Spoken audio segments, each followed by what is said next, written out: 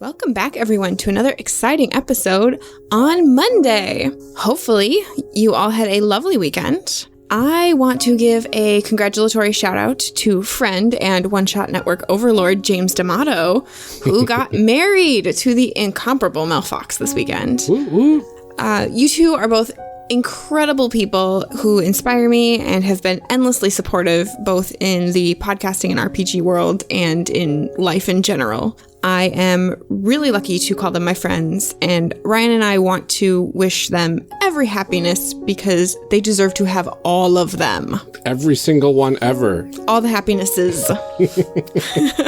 Forever and ever.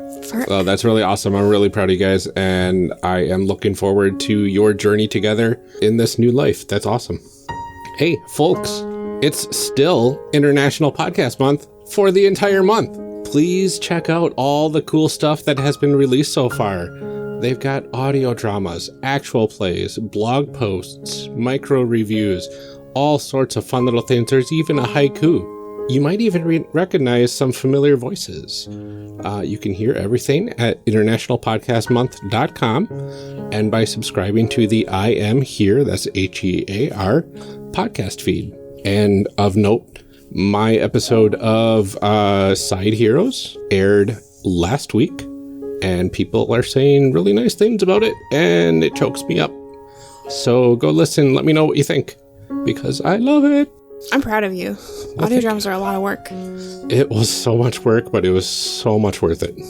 Another little note is this last Friday, I started up the C3 Friday Forge, where we are going to be every week putting out a prompt to create characters with us on Twitter.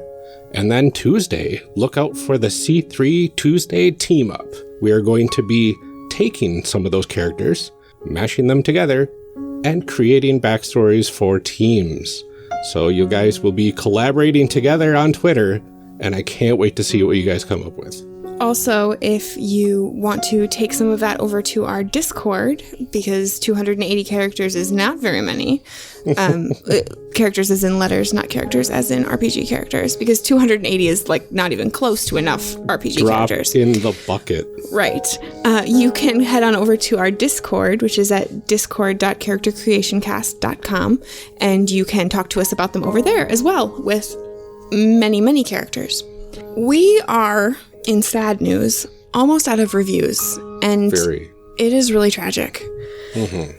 We really like the part of the show where we get to repeat nice things that other people said about us, and we like when we recognize the people that sent them, and then we can say nice things about those people.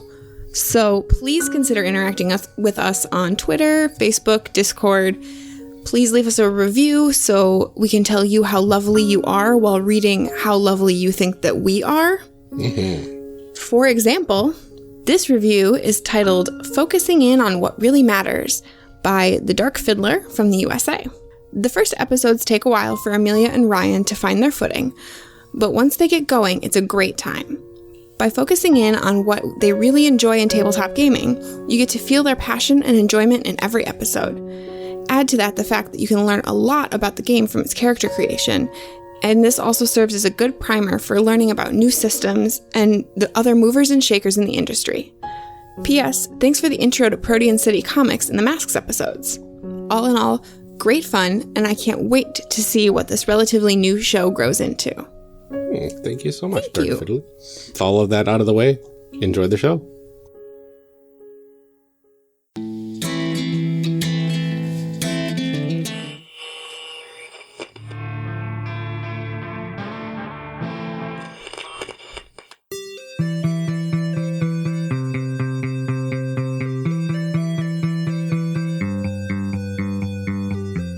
Welcome back to our discussion episode.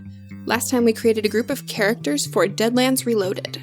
This episode we'll be discussing the character creation process. We are very excited to welcome back Camron, Alex, and Caleb of the Sounds Like Crows podcast. We are going to start with Camron this time. Do you want to go ahead and introduce yourself for everyone and tell us a little bit about the character you made? Yeah, absolutely. I'm Camron Reed. I play Harper on Sounds Like Crows. Last time I made a man named Carson Nash. He's kind of a smooth talker from Louisiana, kind of a card shark face type character. All right.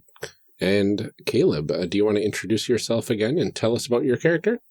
Yeah, I'm Caleb Sunstead. I'm the host and game marshal for Sounds Like Crows. Last time I made Jebin Keyes, who was a chaplain in the Southern Army before he deserted and is running away from his past.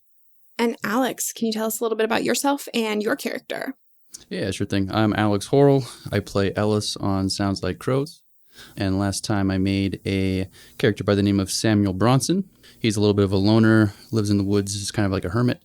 But he is a skilled bruiser with a oversized lumberjack's axe as his weapon of choice. I like the word bruiser. Thank you, Caleb. It's a good descriptor. It's very nice. What about you, Amelia? Let's flip the script here. I made Lila Cooper, who is essentially the town witch, and she is a little bit crazy and has terrible dreams that are sometimes premonitions. Ryan, what'd you make? All right. I made a man by the name of Dirge Stranglethorn. Dirge is an outlaw gunslinger. He is one of the best out there with a pistol, and he likes murdering as much as he can. And he likes stealing money from the people he murders. Hey, who doesn't? And now he's mixed up with these folks for some more shenanigans. You know what they say, murder early, murder often. Yeah. That's what my grandma used to always say. Murder early, murder often. It's It's good. the only way to feed your hunger and quench your thirst. Which are the name of your guns. That's true. All right, so with all of that out of the way, we will go ahead and dive right into a segment we call D20 for your thoughts. D20 for your thoughts? So in this segment, we are going to talk with you guys about your thoughts on the character creation process, how it feels in the system compared to other systems. But first, we want to get to know each of you. So we are going to talk about how you guys got into role-playing games. How did you end up on a podcast? All of that. Oh, geez. Well, I guess I'll start. There's a lot of stories. The one I haven't told yet is when I was a kid, when I was like 8 years old, we were super into Star Wars, and we made a LARP we didn't realize was a LARP called the Jedi game, and we came up with our own system of classes and like how you deflect blaster bolts and stuff. And honestly, that was just so much fun. I think not even that long, like 4 years later, my older brother Isaac, who's on Sounds Like Crows, was like, hey, you remember the Jedi game? There's like a board game that works similarly to that. Why don't you come play this with me? And then we played a D20 modern system called Spycraft for one session, and it was terrible. So. Yeah, some of those D20 systems I played D20 Modern was my first game. Okay. So we're lucky I'm still here. Yeah, for real.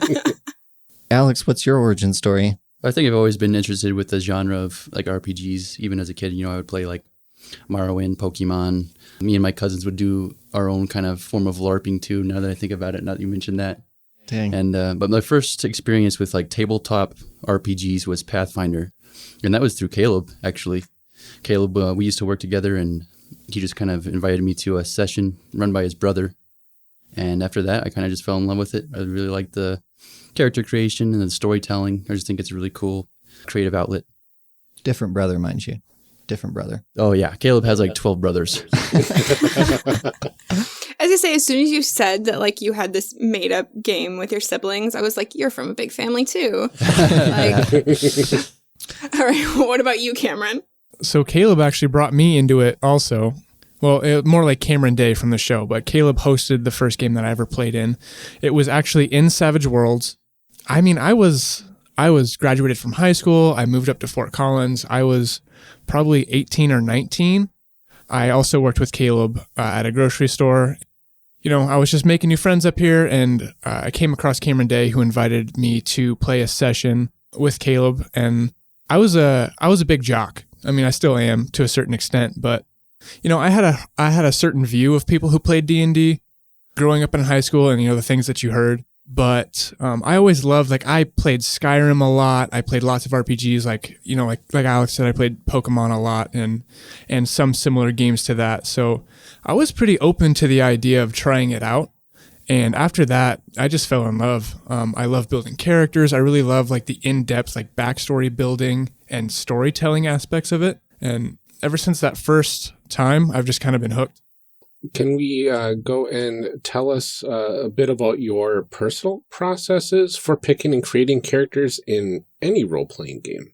I don't really know if you can call mine a process. Normally, I hook onto one piece of inspiration. Sometimes it will be like a combat style. Sometimes it will be like an appearance aspect. Sometimes, in this case, it was a personality point. I really wanted to make somebody who was kind of a smooth talker. I imagined him in fine clothing and good with cards, and from there I build outwards. So sometimes it's a combat style, like I said, in like D&D 5th. I really like the idea of somebody who uses a spear. So I would pick that, and then I would build around that, optimize that, and then try to build the character and the personality around those aspects. And so it's kind of permeates from one specific thing, and then I spread outward. Yeah, I would say that counts as a process. I guess you can say it does. What about you, Alex? Mine kind of varies, honestly, depending on like the campaign that we're running or they'll be part of. It kind of depends on what kind of character I'll make. But one thing I think I kind of stick with all my characters is I really like really weird backstories or like character traits. So I'll go with, lots of times I'll even try and keep them come with like a secret. And so I'll come up with that first, and then I'll build. I'm a little bit of an optimizer. I think everybody in my playgroup kind of sees me as that. I'll admit that. Yeah. So then, but first I'll start with like a weird backstory, and then I'll try and figure out the way that I can make that happen the best, or the way like sticking to that flavor, what I can do to make it the best. But yeah, I always try and do something a little weird. Like that's one of the reasons I made Ellis and Sounds Like Crows. Is we were kind of talking about character concepts, and everybody was kind of talking about kind of stereotypical Western kind of tropes with the gunslingers and judge with they're all kind of gunslingers. And then I was like, no, I want to do a kung fu guy with a weird backstory. So that's kind of like what I like to stick to, I think. But yeah, I definitely optimize as well. What about you, Caleb? When you're not running the game?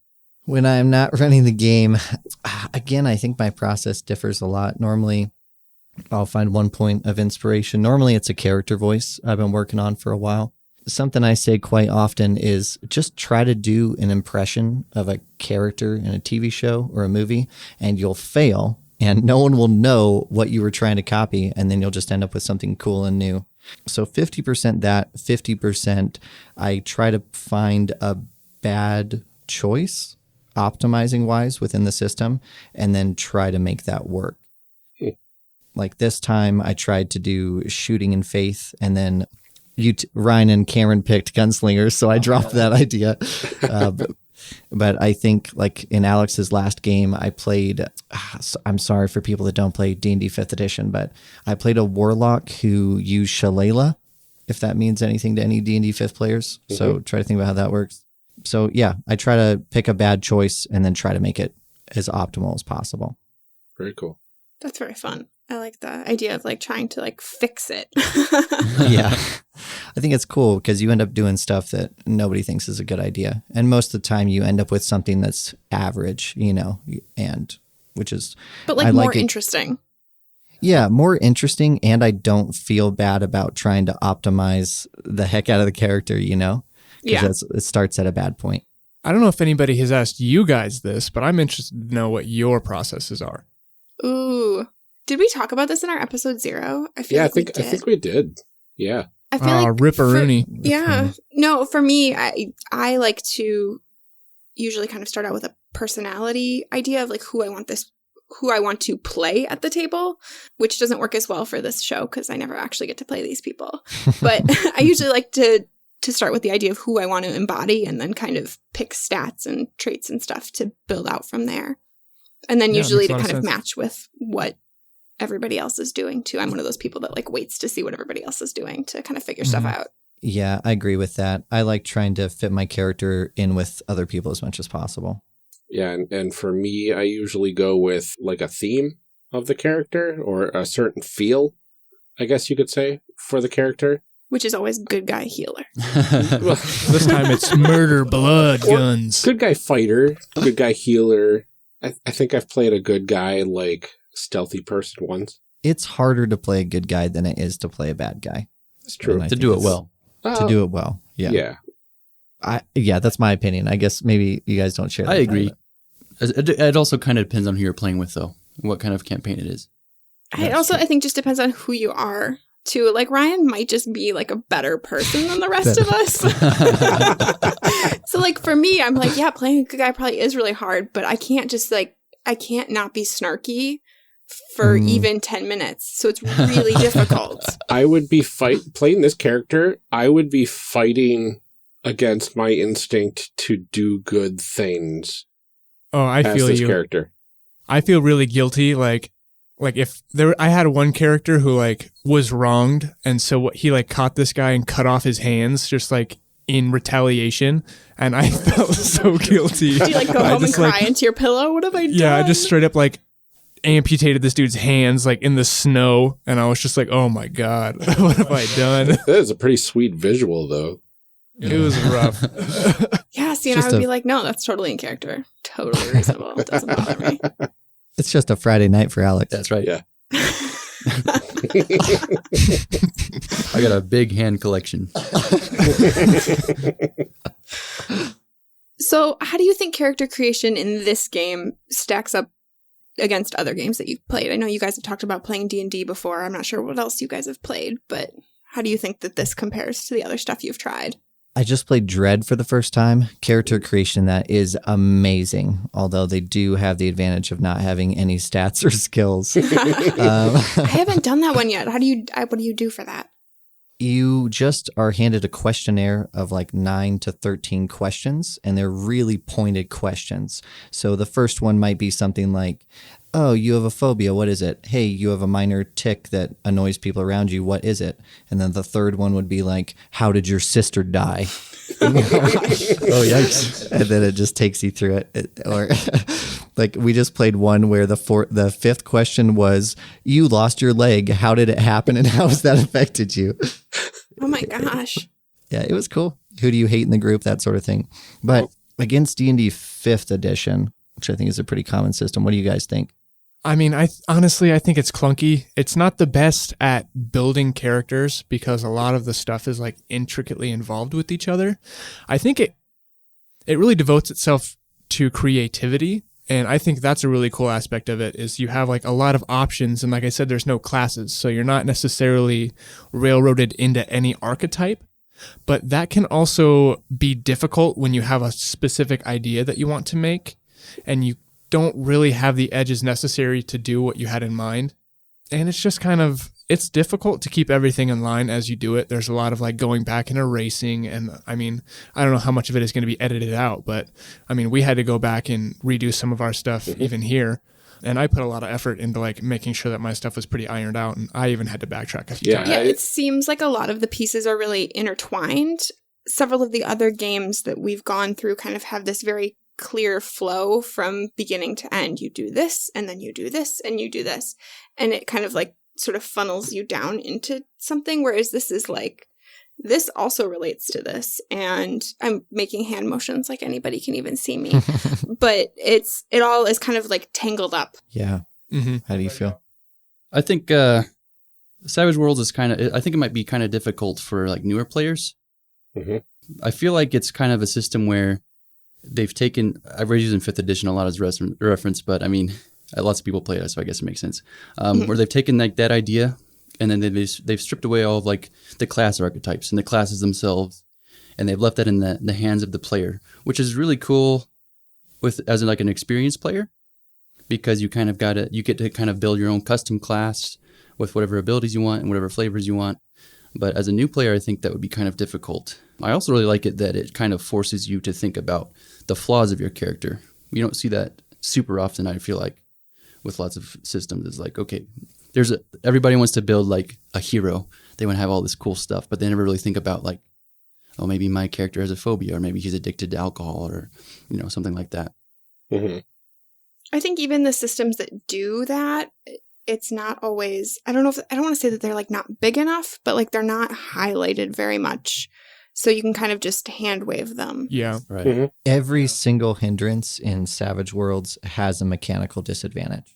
which is something I think that a lot of systems that do this fail at.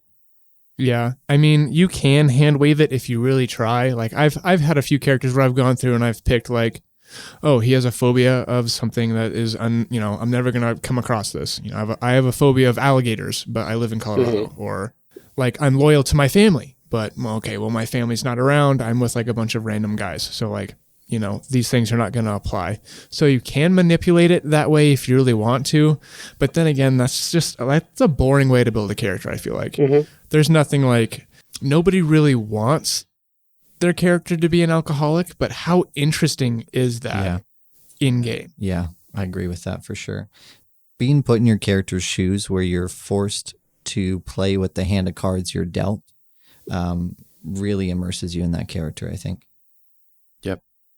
It was really interesting when I was going through it and noticed that the hindrances were more character development and the edges were more like class-based abilities of sorts, which I thought was a really interesting choice. And if I hadn't known what type of character that I wanted to make, I think it would have been a lot more difficult to go through all the different edges and all the different hindrances and pick things that would fit well together. Yeah. I think it's kind of cool that when you make a character using like Savage Worlds and then you go play a different system, you still kind of have in the back of your mind some of the stuff that you do during the character creation of Savage Worlds, and you might try and implement that. Like now, if I make a 5th edition character, for example, I'll be thinking about like hindrances now. You know what I mean? Where before I wouldn't have done that before playing Savage Worlds. Yeah, that's kind of cool. I do think the hard part about this one is that because there aren't any classes, usually in games that have classes, you get some skills or some techniques or whatever right off the bat from your class, and you can kind of see right away what things are important and which ones aren't necessarily, depending on what kind of character you want to play. It's like a little pre-packaged thing. And so this one has a lot more creativity, and I said before, a little more flexibility with those things, but I think it's harder to find that starting point. Yeah. Yeah, and it can be difficult to get exactly what you want as well, because like, I mean, if you wanted to be like a gunslinger, like there are only so many options, because like Ryan's character is built very similar to how Harper on the show is built, and Harper is basically a lawful good character who like he uses one gun and blah, blah, blah, blah, blah. But like, there's only so many ways to build like what you want. Like if you want to build a melee guy who uses any type of weapon, there's like 2 or 3 edges that you can pick for that. So like we played a fantasy setting once, and like if you're playing a melee combatant at all, everybody has like 1 or 2 of the same edges. So it kind of limits you in terms of like your options, but that can also inspire you to be more creative with it. But as somebody who's fallen in love with D&D 5th, like I love being able to like have a like different flavor for something that's very similar. I will say that I've never been reading through the edges in like a Savage Worlds book and like said to myself, oh wow, that's really cool. But like if I'm reading through like the class features in D&D or something, and I'll come to something, I'm like, oh, that's awesome, I want to play this class. You know what I mean? Like the edges, there's lots of diversity, but there's maybe too general, I feel like maybe. So if you were to like make a different system that had maybe some more specific edges that you could pick, might be a lot cooler. A lot of the burden to make characters that fulfill the same archetype different from each other falls on the player's role playing, not so much on the mechanics. Yeah, I agree. Which again isn't necessarily a bad thing. Yeah, it just depends on what you want from a game. But I could see how in a lot of cases you could put 2 of the same character sheets in front of a person, in front of 2 different people and get completely different characters, which sometimes is really cool. I know when we did our Masks episode, my character had almost all of the same boxes checked as James's did, and we still had 2 totally different characters. So you can flavor it interestingly, but I don't think that the game does that for you. Yes. Right. So how do the mechanics of character creation then reinforce the feel that the developers were kind of going for in Deadlands? I mean, you're not heroes, for sure. The hindrances immediately pop that in. I think the worst nightmare helps getting you into the horror side of things. And just with how expensive everything is, what's your highest skill is a D10 in shooting, right, Ryan? It's a D12 in shooting. Oh, D12, right, yeah. Yeah. But like that's a big sacrifice to do that, right? Like you spend a third of your points doing that. So I think it's cool that novice characters, at least, if you're good at something, you're not good at anything else. And most characters are not going to be great at a lot of things. You're going to fail a lot.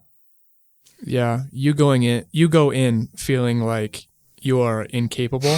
Let's say incapable. Like, I mean, I feel vulnerable, like, I think. Yeah, vulnerable is a better way to put it. You always feel, and even at higher levels, you feel vulnerable. That's something that comes with Savage Worlds and Deadlands, is that at any moment you can die. But then again, at any moment, you can succeed with flying colors. I had this one character that in one turn, one shot a boss, did over, I think it was 50 damage just because I was lucky. I was blowing up a bunch of dice. It was a crazy move. And then that boss had an action that went off after he died, which caused a bunch of damage. And he also blew up a whole bunch of damage. And so basically, over the course of one turn, I one-shot the boss and then was immediately one-shot. Wow. So this game is very swingy, and I feel like the character creation owes itself to feeling vulnerable and knowing that like at any moment you can be gone. Just looking at the stats of a weapon versus toughness, a standard revolver does 2d6 damage, which on average will do 7 damage.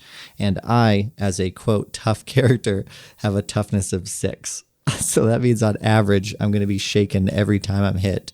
And there's like a 30% chance I'm going to take a wound every time I'm shot, which is a third of my health. I do want to say, I think that some of that feeling comes through in the way that you spend points, like the number of points that they give you, like how things are rated. Because there are other games where it's like, okay, this costs 2 points, and the next level is 6 points, and then the next, whatever.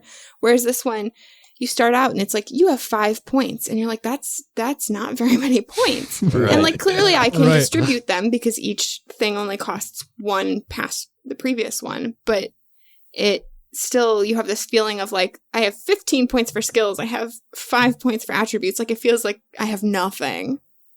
Right. The skills are spread out very thin. And because of that, I think it's like, well, I'm not good at anything except for maybe one thing that you pick, Yeah. Deadlands. I have nothing. I have nothing. And then they throw stuff like guts in there. And it's like, oh, you want to take this edge? You got to have knowledge of cold. And then it just gets thinner and thinner and thinner until, you feel like you're going to get killed by a horse. Or something. A drunk horse. And sometimes you do. Sometimes you do. And sometimes you do. Spoilers, guys. Come on. So we've covered this a little bit, but do you feel like the process of character creation kind of helps set your expectations for playing this game? Yes. Yeah, it definitely does. You feel like, I mean, once you actually get into playing, do you feel like you totally are incapable of things? Like, well, one thing we haven't talked about yet is the wild die. So anytime you're making a roll, you roll an additional d6, and then if it's better than your normal roll, you get that instead. So it's actually pretty easy to succeed at stuff. Like most of the time, you have a 60% chance of succeeding at something if you have a d4 in it, I think. Someone's going to correct me on that math, but we don't care about math on this show. yeah, dealing with basic problems. I mean, I think you feel pretty capable once the game starts. You just feel vulnerable. I think that's exactly. a really You good feel word. vulnerable. You feel like the enemy can do the exact same thing you can do, and they're in the exact same boat. Like at any moment, they can blow up a dice. Yeah. It really excels at gunfights in that exact situation because, like, even if somebody is better than you with a gun, like, there's still a chance that you just shoot them in the heart and that's game over. Like, that's it. Like, all you need is Or one. it could go the other way, where there's some Right. joker who's never picked up a gun in his life and just happens to roll really well and then winds up killing you. Yeah. I think that every single encounter, no matter what it is, there's kind of like that thought in the back of your head that something could go wrong. And that's why they have the binnies. They've thought of that. They're like, yeah, we need the binnies in place. But I think that's kind of where Savage Worlds excels too, in a way. It really captures that feeling that, oh man, I'm in a real gunfight here. You know what I mean? I could get hit by a stray bullet anytime. Has that changed how you play? A little bit. I mean, because in D&D, it's like every time you walk up against something, you're like, yeah, obviously I'm going to get in a fight with it. Like, that's the whole point of this game. And I think this, and there are some other games that do that too, where it's the system itself is kind of discouraging you from getting into those kinds of fights. I think we kind of play differently, honestly, than we normally would when we're doing a podcast. Because I think that if I'm just playing a regular game, I'm going to tend to be maybe a little bit more metagamey and not stick to my character as much.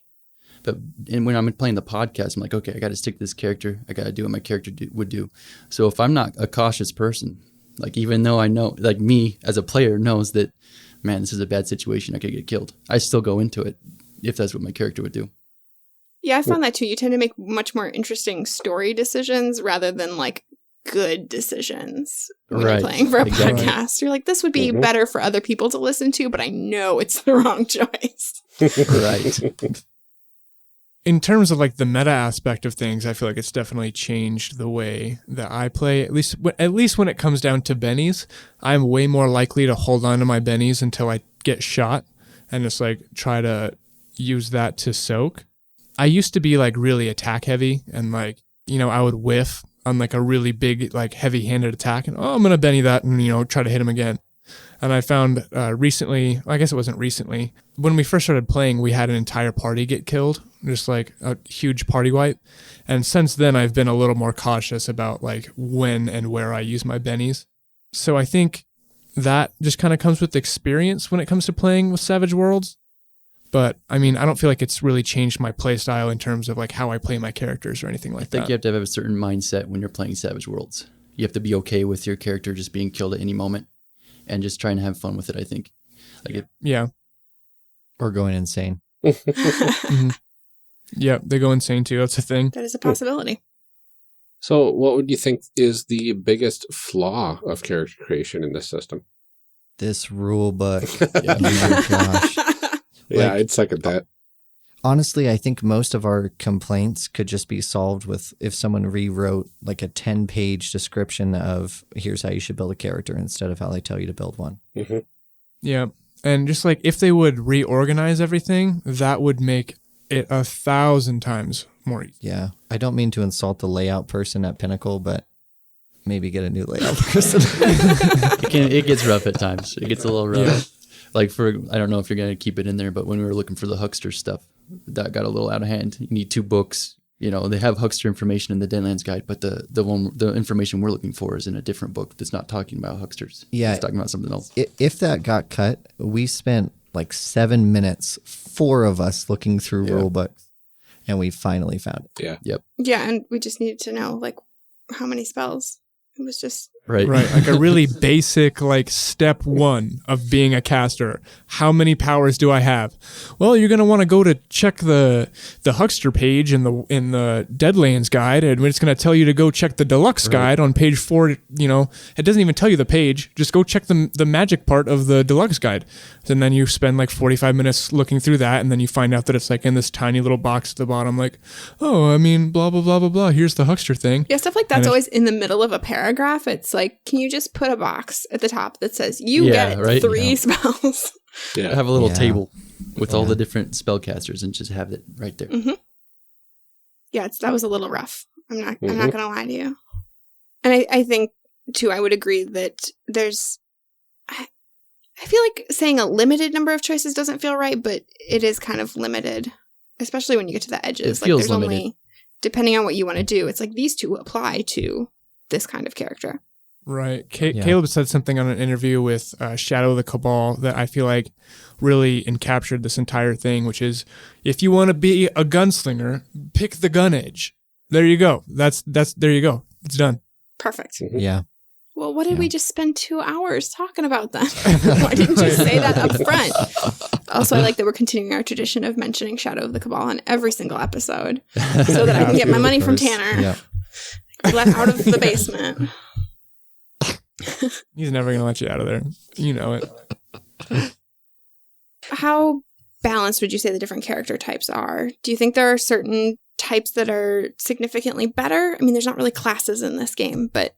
If we limit it to the core guides, I'd say that Alex has brought to light some kind of ridiculous notions that you could accomplish playing rules as written. So I would say that as it's written, spellcasters with access to haste are... It's like called Quicken or something. Oh, it's called like Quicken. Basically, there's a spell you can cast that gives you like 2 turns per round. Like 2 separate turns. You can just you can get it pretty early on. Lots of GMs just don't play with that. I don't know, as far as like damaging spells and stuff, it's not too crazy compared to just like a gunslinger. Yeah, I would agree with that. So as long as you kind of work with your players about the powers they pick, which you should be doing in your games anyway, I think. It's kind of hard to make it unbalanced because how good you are in combat is just how good your skill is at shooting or fighting. I will say this, though. It was extremely difficult to build like Ellis as a character because there's like 3 edges involved. I have to have a lot of different, just to be like a kung fu kind of character. You have to have a lot of different stuff going on. But say Harper, for example, who's just a typical gunslinger, all he needs is a gun and he can just, he can do almost the same amount of damage as me. And the martial artists aren't like out of left field. They're a core part of the game. Right. That is presented as a viable character option. Yeah. So it can be very unbalanced, kind of depending on what your players are doing. Because your players can definitely like go through and find some things that are going to like break your game. But if everybody I guess it's not really fair to say if everybody does what they're supposed to be doing. Because like if you work together on it. Right. So it's like you almost have to babysit your players to make sure that they don't have anything game breaking. So I wouldn't necessarily, I don't think you can call it balanced. I don't think you can either. As a GM, do you feel like it's like you're able to run a game with those various types of players? I know I keep going back to L5R because that's the game that I know the best, but I know that when we talked to Tanner too, he was like, yeah, you can do it for like 2 of the 3 types. He's like, you can have a courtier and a bushi, you can have, so like, is it easy enough to run a game with like those different kinds of characters, or is it hard to find something for everybody to do? From my personal experience, I would say it's pretty easy. I don't find that I have difficulty balancing encounters or making the players share the spotlight. But I mean, to be honest, they do most of the work when it comes to that, even if someone isn't suited for the fight they're in, they're finding something they could be doing, even if I didn't present it to them, that gives them a purpose within that scene or encounter. But I haven't had any problems with it. Even in games we've run in the past, I don't think I've had any problems with it. You've run 2 games in Savage Worlds, right? Did you encounter any problems? Just one. I think I just ran that one, didn't I? I don't remember. No, I don't think so. Yeah, you just ran the one game. You just TPK'd us twice, so it feels like... So maybe balance was an issue? No, I'm just kidding. Yours are just unlucky. Yeah, a lot of that was, just being unlucky. Yeah, honestly. It's scary system. But no, I don't think so. I mean, the system's so swingy, even if you made an unbalanced encounter, I'm not sure the players would notice. I don't think there's such thing as balance in Savage Worlds. Which isn't bad if you know that going into it. You have that expectation, that's okay. I think if you go into it being like, everything is a fair fight, well, then it gets a little rough. And the game does broadcast that pretty well. It says early on that there are some fights that are just unwinnable. In Deadlands specifically, 1/4 of the monsters either cannot be damaged, period, or can only be damaged with one specific weakness. And if the players aren't aware of that, then, I mean, they can't do anything anyway. Yeah. So running is definitely supposed to be a big option. I guess that makes a lot of sense if you're introducing these sorts of pretty insane sort of monsters into an Old West technology sort of world. Yeah.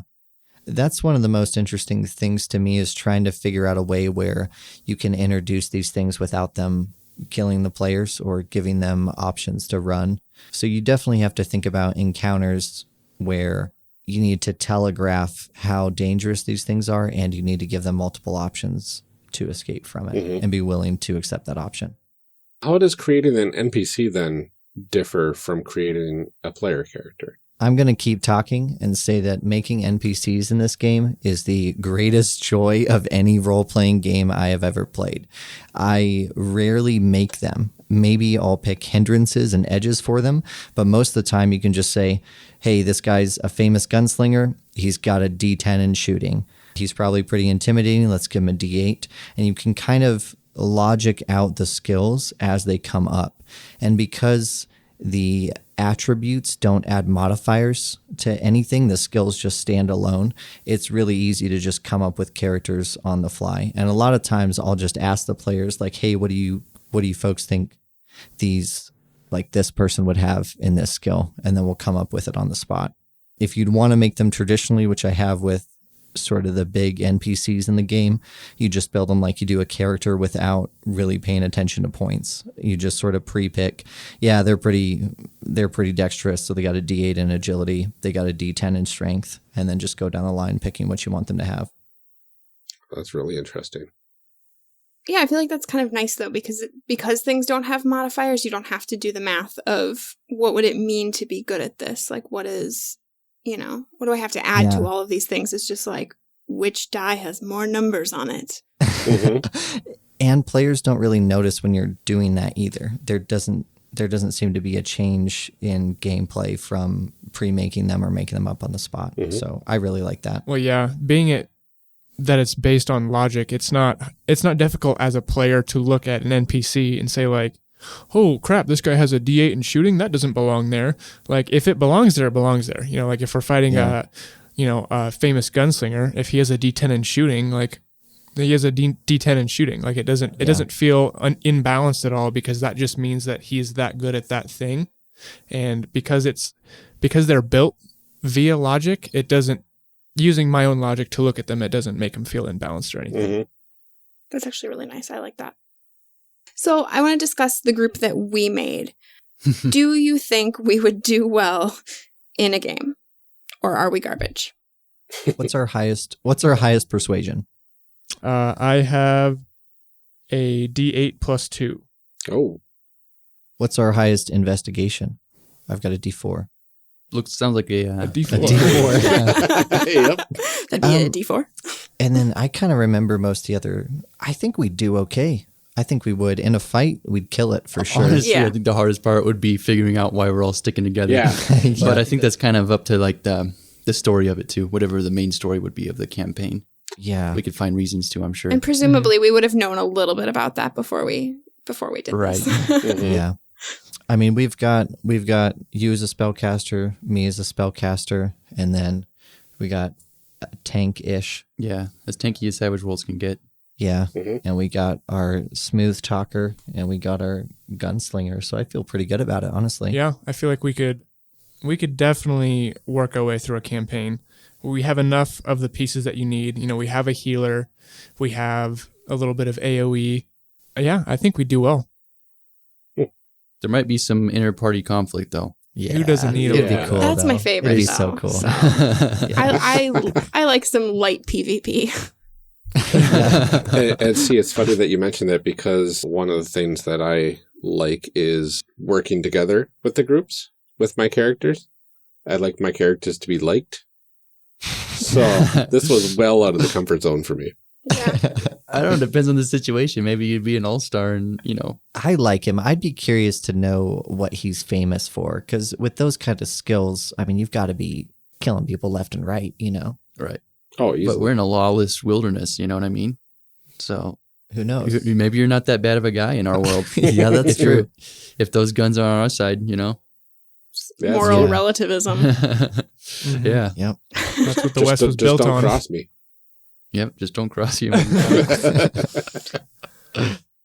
Or I'll just convince you that I didn't. As long as you guys let me say grace at every meal, we're fine. Let's go ahead and talk about the system as a whole now. What do we all think about how the system would play and how it lends to character development?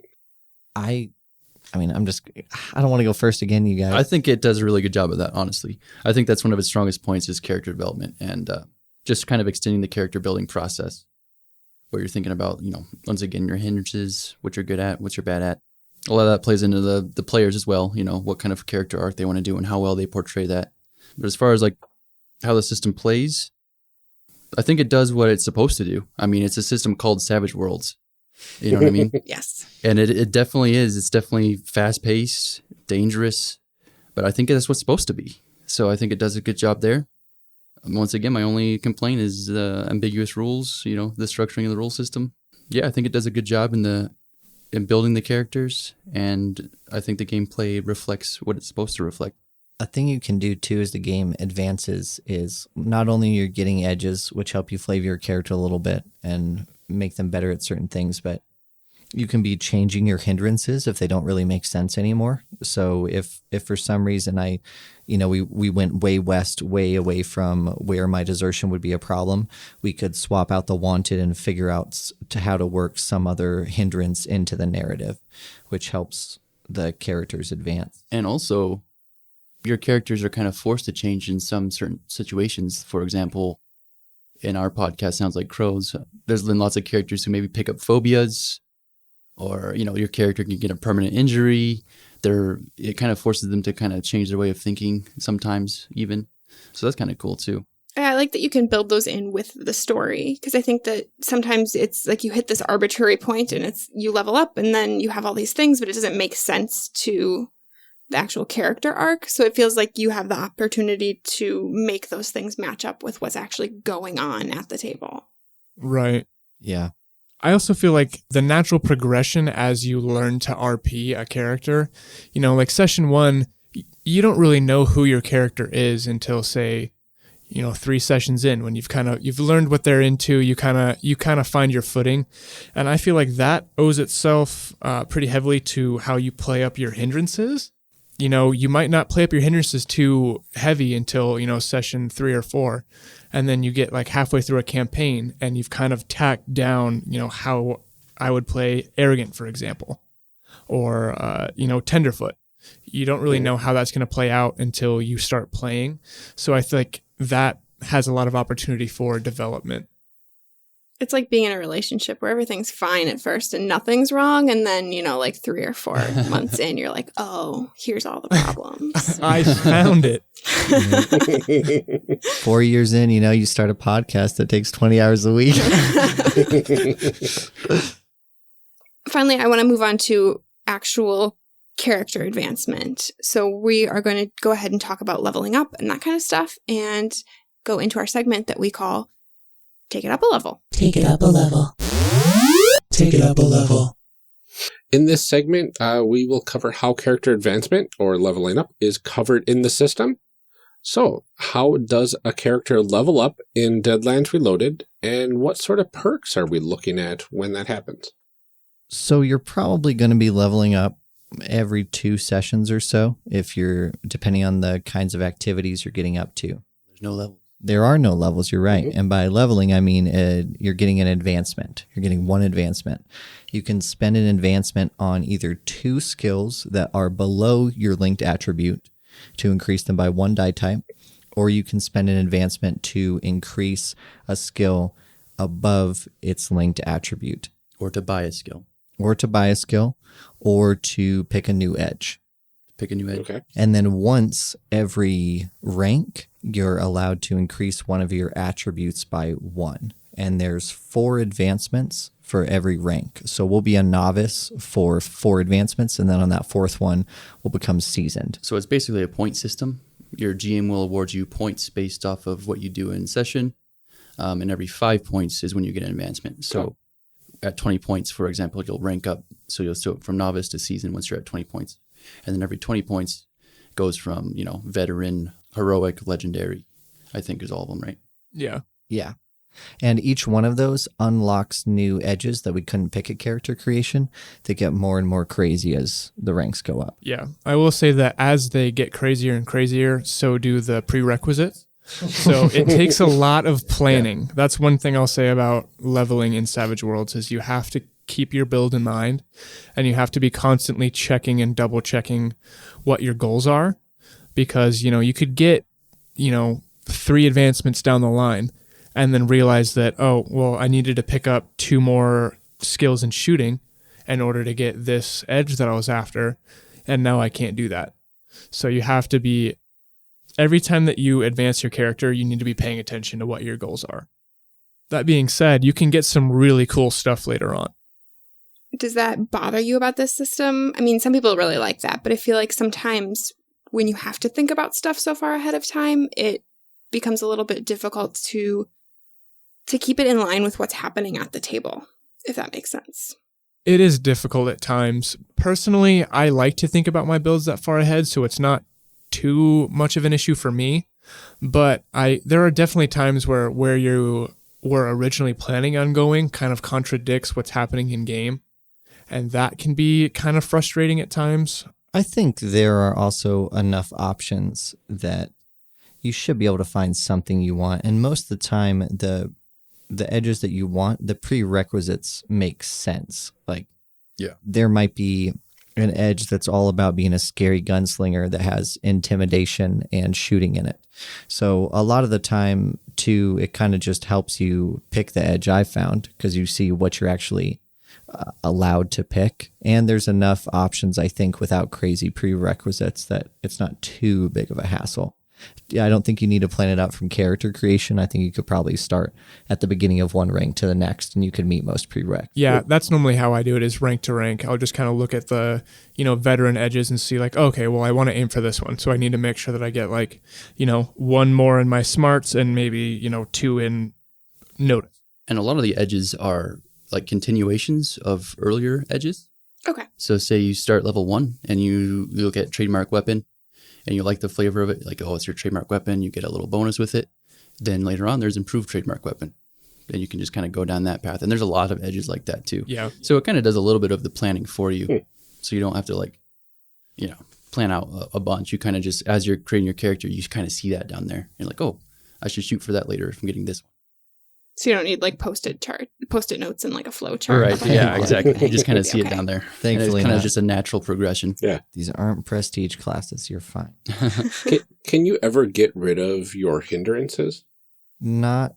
Oh, man. I feel stupid because I feel like you might be able to buy them off. But most of the time when it's come up in game, it's been like, hey, this doesn't make any sense anymore. What do we do? And it's pretty easy just to figure out something else. Yeah, I don't know if there's necessarily a mechanical way to do that, but I feel like as a character, you probably should be aiming to at least edit those, as your character develops and grows. Some of their hindrances aren't going to, exactly line up with who they are as a person anymore. So you should try to find a better one. And I feel like when it comes to hindrances particularly, it kind of lends itself to homebrew. I feel like you could come up with some really good homebrew hindrances. Easily. Yeah. Mm-hmm. Yeah, especially because they're just classified into major and minor. It's not like a point buy system with those. So it's really easy to say like, this is a big thing. This is a small thing. Like that's, to just change them out like that is pretty. Exactly. Yeah. And a lot of them will actually like tell you in there. Like, for example, enemy, it'll say like, if one day your enemy is defeated, the GM should gradually try and work in another enemy, for example. Or Doubting Thomas. Yeah. Like, isn't there something in there that's like the encounter that something crazy happens, it kind of makes you lose that hindrance, and then and then you buy something else. you get like a phobia or something instead. I can't remember, but I can't remember either. But it's kind of it's kind of a case by case basis on a lot of them. I would feel like some of them too. Like if you, at least if I were running a game, I would say that like if you play out a way that you've gotten over that or gotten past that, it would make sense. Like why would you keep that? Right. I agree. Yeah. If that was my game, I'd work after they got it off, after they got rid of the hindrance, I would definitely work with them to be like, hey, we need to work in another hindrance somehow in the next few sessions. Yeah, you should And that's definitely worked like out have pretty something well. to swap it out with because you can't be perfect, Ryan. Yeah. This is Savage Worlds. Come on. Well, I feel like that really kind of covered everything that we needed to cover for that portion because we already answered the next question. So We did. Perfect. I think we can move on to closing it up unless anybody else has anything to say. Any last words? Alex is 6'6". I think there is one thing that we didn't mention, which is, I don't know if we should. What do you got? There's a mechanic in Deadlands that's kind of like core to like the Deadlands meta plot. And it's a mechanic where there's something called Harrowed. Oh, yeah. I'm not sure. This is one of those areas where I'm not sure where the player information starts and ends. It's kind of where a the secret. Marshals does. In the player's guide, you get to a section and it says, don't go beyond this point unless the GM tells you to. It's like a secret from the player. But it's kind of like core to a lot of like the mythology of Deadlands, isn't it? Yeah. I mean, but is it important to character creation? Sometimes, because there's like, for example, Veteran of the Old West. Yeah. If you get like I don't remember what it is. Dude, if you get a Joker, you start out as this. I mean, it's crazy. I mean, I'm fine going into it. I think if I was I don't know. I think I would enjoy the surprise if I was a listener. Okay. Yeah, we probably shouldn't talk about it too much. So if you want to look it up because you're the kind of person that doesn't like surprises, you can go do that on your own time. Yeah, for sure. Or just marshal a game, and that way you can read all the fun bits without feeling guilty at all. Right. It is a really cool mechanic, though. Yeah. Or you can hit up Alex on Twitter because obviously he wants to talk about it. All right. Well, thank you all so much for joining us to talk about Deadlands Reloaded character creation. Caleb, can you go ahead and remind everyone where they can find you? Yeah. Again, I host this cool Deadlands actual play podcast. Probably my favorite game I've ever run, whether people enjoy it or not, called Sounds Like Crows. You can find it at soundslikecrows.com. Crows is spelled like Russell Crowe. You can tweet at me at Sounds of Crows, or tweet at me at Marshall Caleb, or send me an email at soundslikecrows@gmail.com. Thank you so much. And Cameron, what about you? You can contact me on Twitter. My handle is CJReed211, and most likely I will be the one to respond to you from the Sounds of Crows handle. Who knows? Who It's a knows? mystery. Also, I play Harper on Sounds Like Crows. You lift weights. I lift weights. Try to be a big, strong, natural boy. Yeah, you are not 6'6". I No, am not. definitely not. I'm 6 foot. Well, speaking of 6'6", how about you, Alex? Yeah, my name's Alex. I'm 6'6". You can find me at twitter.com. You just go to twitter.com. You go there and you can look for Orson_Sharp. ORSON_SHARPE. And I probably won't respond, but maybe I will. Or he's at 6'6" at gmail.com. Don't say Or that. just go outside and look You're not up. supposed to dox me like that. You might see him. Yep. You're like Maybe. tall enough you could see him from here.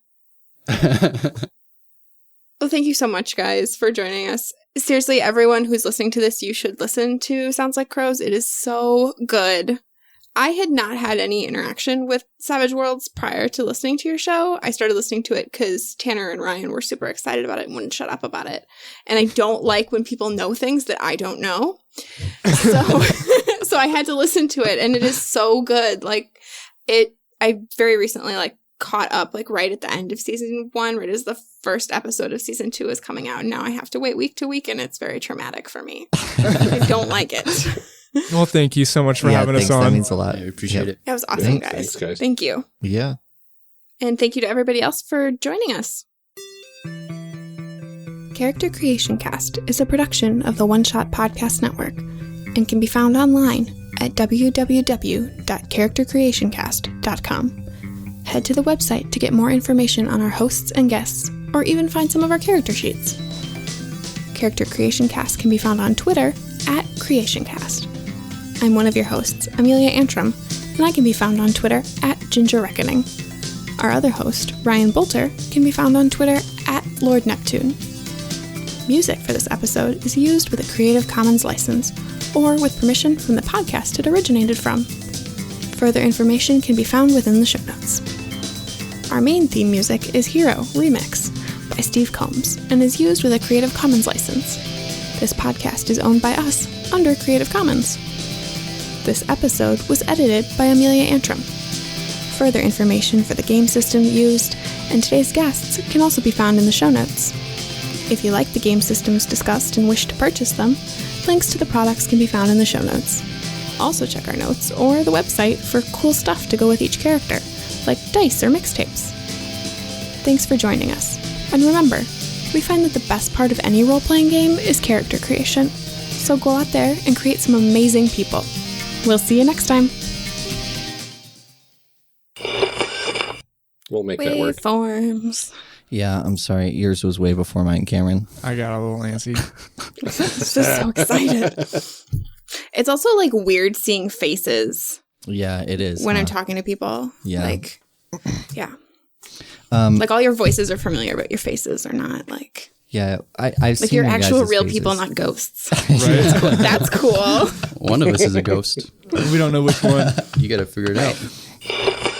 Hold on, I'm going to retake that. We've got rare animal noises. What are you doing? Oh, it's a cute dog, though. No kidding. He's all right. That's so You rude. should see the other one. The other one's It's the cutest dog. The new one? This one over here on the couch. No, the other The new one. one's okay. There's 3 The dogs new one's total. okay. It's like, the new one's pretty cute. I saw a picture. All right, sorry, future whoever does that. They're not so bad. I Get mean, used to it. it's true. I'd like to. That's He like tells high me praise. no. You get used to it. It's like, it's I an acquired tried. taste. I had them going for like 2 weeks. 2 days. It was 2 days. A plus. It was 1 day. I do. Whoa. Spoilers. Spoilers. You know Future what, Ryan though? I cut had this. like so much of redemption ruined for me when we recorded too, though. So Oh, man. I was like not Oh, far enough jeez. into that. I'm only like 5 episodes in. I'm half an episode. Okay, it's not like you didn't know this was coming. Okay, You had time. shut. Don't you shush me. Yeah, the stuff exists kind of else. All that stuff exists everywhere in the world, but I think that, oh my Can we take care gosh. of this cat? Yeah, take care of that cat. Sorry, guys. Jeez. It's fine. We should just put all the pets in a boarding house or something. No, Amelia's got the right idea. We need a closet. I think. I'm actually not in the closet anymore. 'Cause Whoa, you're not. Whoa. No, well, they had to like clear it all out to fix my air conditioner, and I have not put everything back in there. So That's now it's fair. real echoey. So Yeah, I know that's Doesn't always an issue. Anyway, sorry. What was the last thing we were saying? I wasn't saying we're anything. talking about places. We were talking about places, right? Do you guys mind if we stop for 2 minutes so these dogs Yeah, start fine. freaking out? No, it's fine. Hey, what's up? She do good? I'm sure we are the worst. Yeah, this is bad. Record with. This is bad. This is about how our recording sessions go too. Take I care, will turn off this microphone. take care of those mouth noises. Nom. When you don't have mouth noises, make your own. We have like, I'm sure we have like a 45-minute clip reel that Caleb has just taken of At least everybody 45 eating minutes. stuff. Plus, Cameron just likes to go. Yeah, Cameron spends a lot of time making mouth noises on mic for He some likes reason. it. You don't know what it Every is. time there's a silence. I'm going to pull a Dakota and say that I spend at least 30 minutes every episode editing out mouth noises. 30 minutes every episode. Come on back in with the 30 mouth noises. Yep. They really need like a filter for mouth noises. It would be nice. Oh, There's all- got to be, yeah. all Somebody those has to- little right before people start talking. Although I've noticed if you go listen to professional stuff, you can definitely pick it out. I think Yeah. we just notice because we're editing it, but I think it's kind of like, Just need to remove lips from people, Yeah. and then we wouldn't have the Tons. problem. okay. Isn't it funny how much more you pick up, though, once you've edited? When you Yeah. listen to other podcasts, Yep, you're like, for this is sure. horrible. Yeah. Yep. Like Even good in your own podcasts. speech, too. The number of times I say or Oh like my or God. Yeah. any of those things. Yeah. I won't get into that. It's a rabbit hole. Oh, do. No, I'm just kidding. Welcome to Character Editing Cast. Yeah. We're getting some interference over here, folks. Ghost phone. Right. And now it's gone. I hit the table and I told you. I hit the table and it fixed it. That works 90% of the time. Powers. You know what we should have done as a joke? What? Ahead of time, just decided we're all going to be really mean to each other the whole time. That would have been pretty Just good. really mean. Could've been good. As a joke. As a joke. But we wouldn't tell you guys about it. So you guys would be like, man, those sounds like Crow's Boys. They hate each other. That was rough. Such good acting on their show. They seem like friends. Cameron shows up 20 minutes late and just sits down, doesn't make eye contact, drops dice. Let's make some I'm people. excited. You got it. I did very the little good. voice that they do on very the good. show, Wow. Caleb. Well, you did it. You haven't listened to You guys, I've are welcome, listened to at least 2 series. you guys are welcome to use that in place of your regular one if you want. Yeah, for go now all on, of your that's episodes. yours. if you like it. That's yours I'll to just keep. overlay it over the other one. Good. Oh, yeah. They like it. Perfect. They do. They do. He's been working on that for like a week, by the way. Yeah, I've been saying Practicing. this Practicing in the mirror. Yeah, I hear him in the bathroom. People flavors. Blah. Please, editor James, you can cut that. My pencil's not working, so I'm even further behind. It's okay. I can't get my book to open for some reason. So you guys edit down this part really well, but how long does it normally take? Am I going to be really slow here? It's not too bad, really. I mean, we leave a lot of this sort of talk in because we want to have the audience hear kind of what we're doing.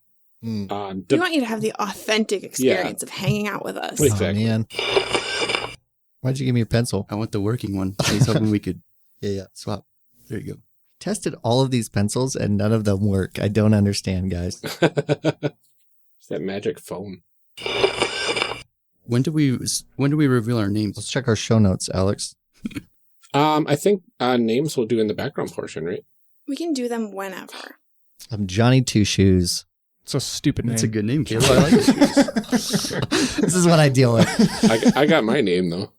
I've got mine too. Is Yeah. it Legs Macintosh? I was No. thinking about doing that, Oh, actually. You can't was build such a Legs good idea. It would be Macintosh. too close He's to too Alice. good. That's such a good idea. Why didn't I do that? You couldn't do it. No one I'm so can do it. disappointed in all of you. Nobody can That's truly the build problem. Legs No one Macintosh. can build Legs Macintosh. He's legendary. Except for Legs Macintosh, but he's not here. Oh, He's my. in my I forgot what is his psychic's name? Blitzmitzen. Blitzmitzen.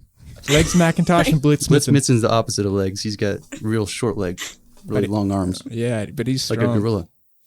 Or a orangutan. All right, give me I some don't clean. even know where we You don't- were. We're still on attributes. Go watch Tombstone if you don't know who those characters are, listeners. Actually, just watch Tombstone, It doesn't matter if you want to know. Just watch it. even if you've already seen it. I did watch the movie and I liked it. It's pretty good. There's a lot of. I'm sorry. Pick your No. skill. We're just going to spend a whole episode talking about Tombstone here. What do you want on your tombstone, George? This series has an additional episode that's just titled Tombstone. Tombstone.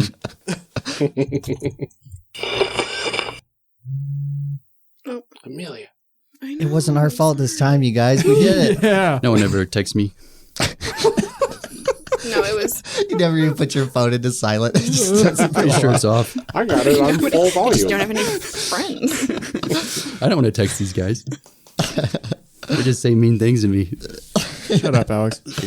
You're too tall. They can do that in person right now. Yeah, So yeah. I mean, we say it mostly in jest, I think. Mostly Yeah. in jest.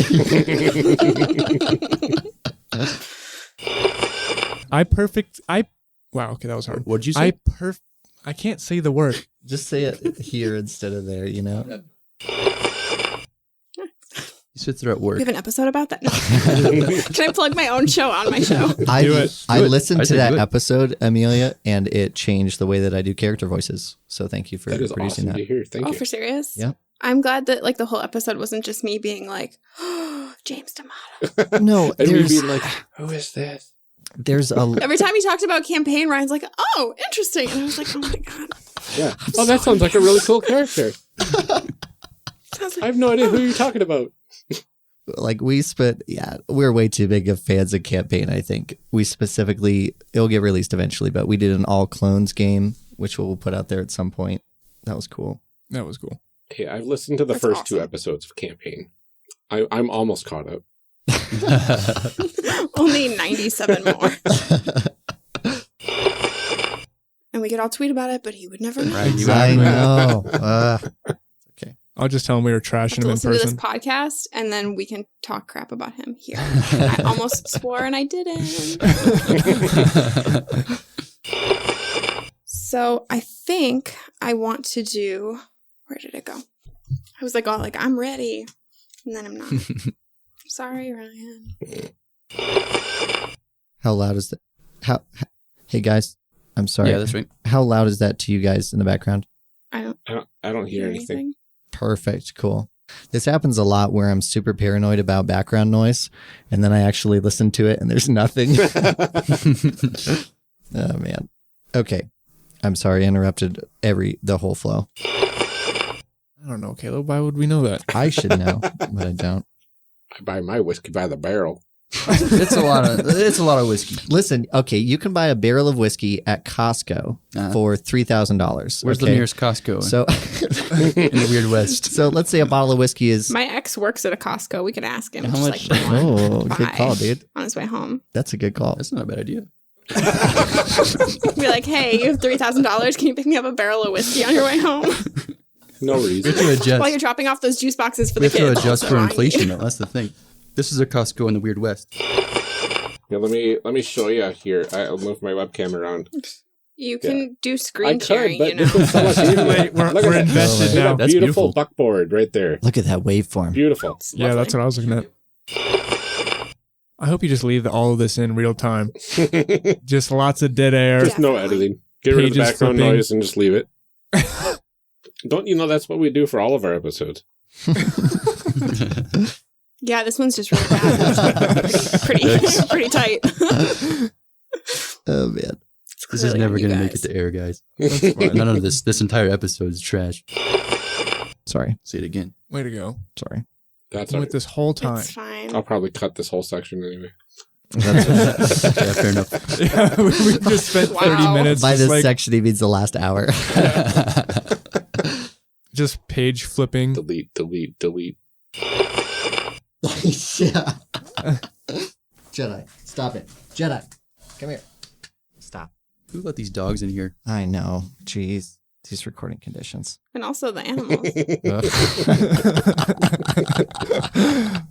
Zing. Can you milk a mule? You can milk anything with nipples. There it is. I set you up for that one. That's a wrap. Well, cool, guys. What's All right. next? Yeah, what So are we doing now next? I'm pulling up the outline Sorry, document I'm right here. still stuck on strength. But not dirge. Yeah, absolutely. I'm Cameron Reed. I play Harper on Sounds Like Crows. You can contact me on Twitter at CJReed322. Or is it 211? Did I just botch that? Uh-oh. It's 211. It's 211.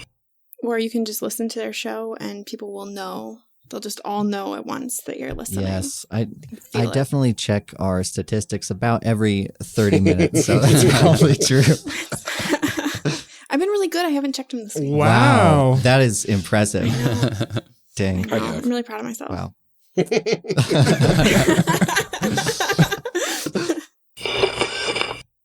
So I come from a Heroes Unlimited background, from the Palladium role-playing system. Not sure. I'm not even familiar with that system, Yeah, to be not honest Familiar with you. with that? We're going to be covering it sometime soon.